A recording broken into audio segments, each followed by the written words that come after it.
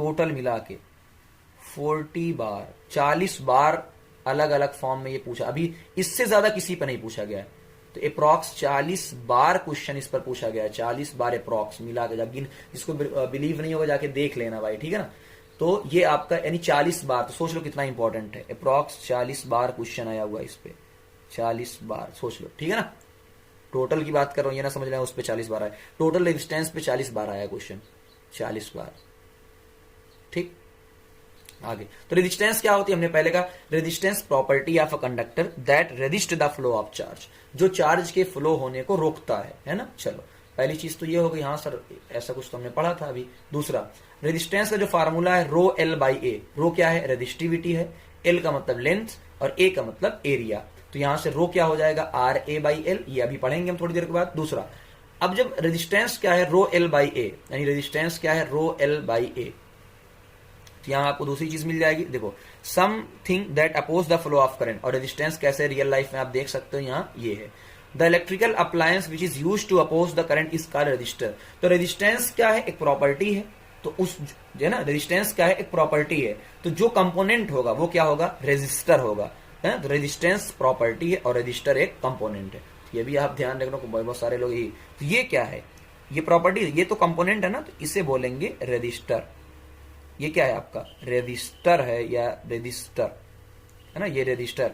और इसकी जो प्रॉपर्टी होती है उसको क्या बोलेंगे, तो रेजिस्टर की प्रॉपर्टी को रेजिस्टेंस बोलते हैं। तो ये तो रेजिस्टर है, तो जो रेजिस्टर की प्रॉपर्टी है ना, ऐसा नहीं है करोड़ों की माल दौलत, वो प्रॉपर्टी नहीं, बात समझे ना। जो प्रॉपर्टी उसे क्या बोलेंगे, रेजिस्टेंस, और जिसका मतलब होता है रुकावट, जो रोकने का काम करता है, रेजिस्ट करता है, रेजिस्टेंस रुकावट, ठीक है ना। आगे, अच्छा, वेरिएबल रेजिस्टेंस मैं आपको बता चुका हूं। अब कई बार ये भी क्वेश्चन पूछा है, variable resistance is the component used to increase और decrease current without changing the voltage, कि अगर आपको वोल्टेज को चेंज नहीं करना है फिर भी करंट को, है ना। देखो एक बात समझना मेरी,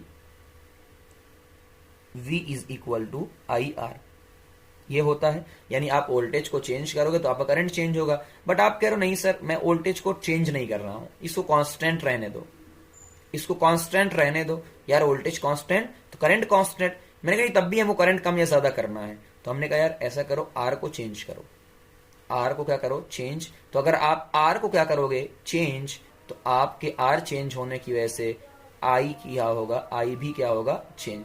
तो मैंने कहा आपका आई भी क्या हो जाएगा, चेंज होगा। तो यानी आर जो चेंज है ना, चेंज, इसी को क्या बोलते हैं, वेरिएबल रेजिस्टेंस। आर अगर चेंज कर सकते हो इसका मतलब वेरिएबल है, और इसे ही बोलते हैं रियोस्टैट। बात समझ में आई, इससे ही बोलते हैं वेरिएबल है, तो इससे ही बोलेंगे रियोस्टैट। उसका सिंबल आपके सामने मैंने पहले ही बोला था, इंपॉर्टेंट है। तो ये क्या होता है, रियोस्टैट। बात समझ में, इस तरह तो आपको एक्सप्लेन किया जा सकता है कि ऐसा कैसे। चलो, फैक्टर अफेक्टिंग द रेजिस्टेंस, अब कौन कौन से फैक्टर होते हैं, तो आपने अभी फार्मूला पढ़ लिया है। आर मैं यहां फिर से एक बार लिख देता हूं कि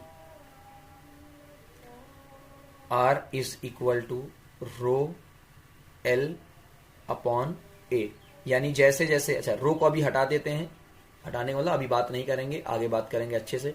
are directly proportional to length, length की बात जब करेंगे तो यानी R directly proportional to length, जैसे जैसे आप लेंथ को कम या ज्यादा करोगे आपका रेजिस्टेंस। तो इस तरीके से एरिया, तो आर एरिया के उल्टा है, यानी इनवर्सली प्रोपोर्शनल है। तो देख लो, तो यानी अगर वायर लंबा होगा तो रेजिस्टेंस भी ज्यादा होगा, तो देख लो, और वायर छोटा होगा तो रेजिस्टेंस भी कम होगा। इस तरीके से अगर एक मोटा वायर है तो लो रेजिस्टेंस, अच्छा इसको ऐसे समझो ना, इसको ऐसे समझो अपनी फार्मूले से भी ऐसे भी, कि रेजिस्टेंस का मतलब रुकावट है।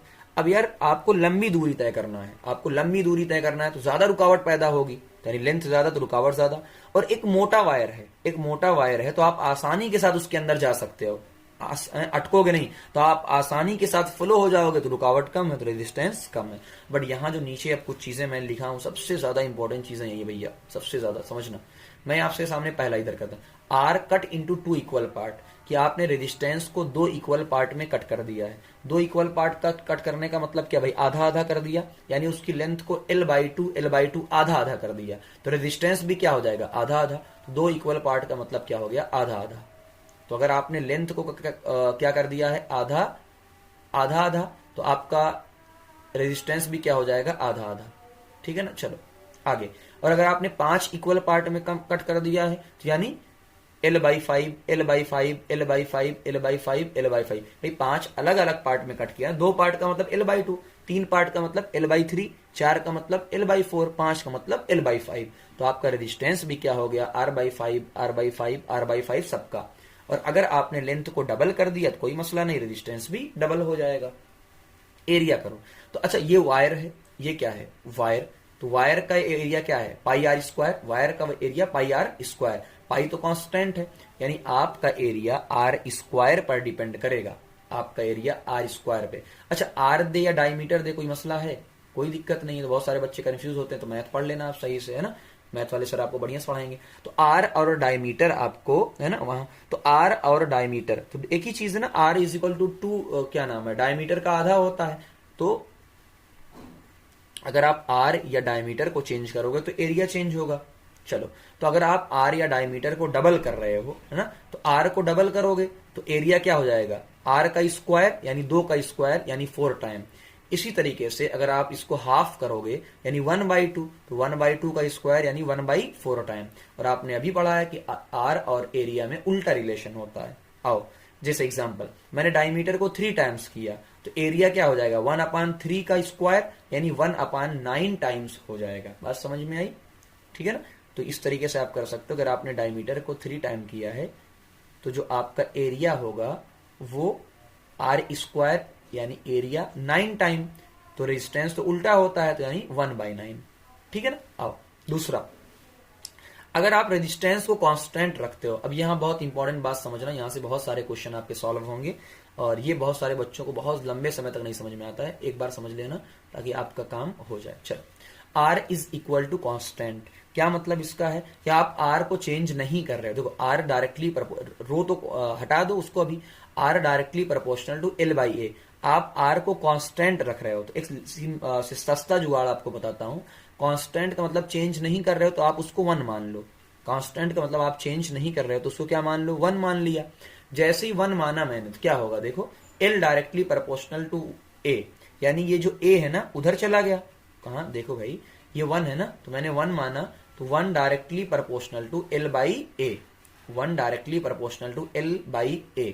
जैसे ही क्या होगा देख लो, तो ये A कहां चला जाएगा, इस तरफ जाएगा, तो यानी A directly proportional to L या L directly proportional to A।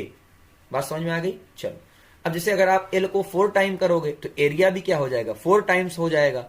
तो अगर एरिया 4 टाइम्स हुआ है तो R 2 टाइम्स होगा।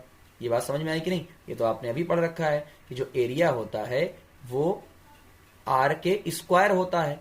तो अगर ये 4 होगा तो ये 2 होना पड़ेगा ना, तभी 2 का स्क्वायर 4 होगा। आगे, अगर आपने R को 1/3 टाइम्स किया, इसका मतलब आपका एरिया 1/9 टाइम्स हुआ।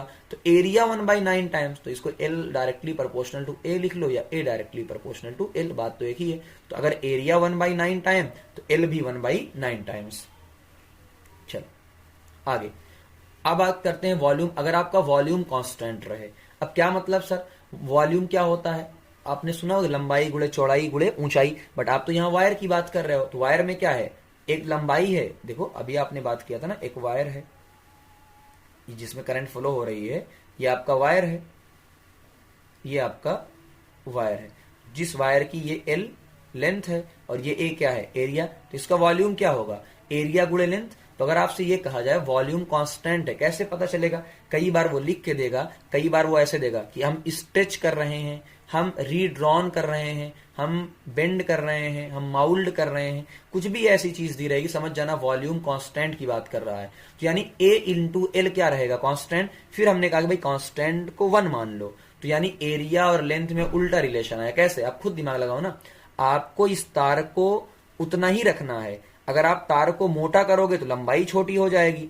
आप तार को लंबा करोगे तो आपकी मोटाई छोटी हो जाएगी, यानी एरिया और लेंथ में उल्टा मामला आएगा। एरिया बढ़ेगा तो लेंथ घटेगा और लेंथ बढ़ेगा तो एरिया घटेगा। सिंपल, जैसे आपने रेडियस को 1/2 टाइम्स किया तो एरिया को 1/4 टाइम, तो अगर एरिया 1/4 टाइम कम हुआ तो आपका लेंथ 4 टाइम बढ़ जाएगा। तो एरिया और लेंथ में उल्टा मामला आएगा ना, बात समझो, उल्टा इसीलिए आसानी के साथ आपको याद हो जाएगा। चलो हम रेजिस्टिविटी की बात कर लेते हैं। अब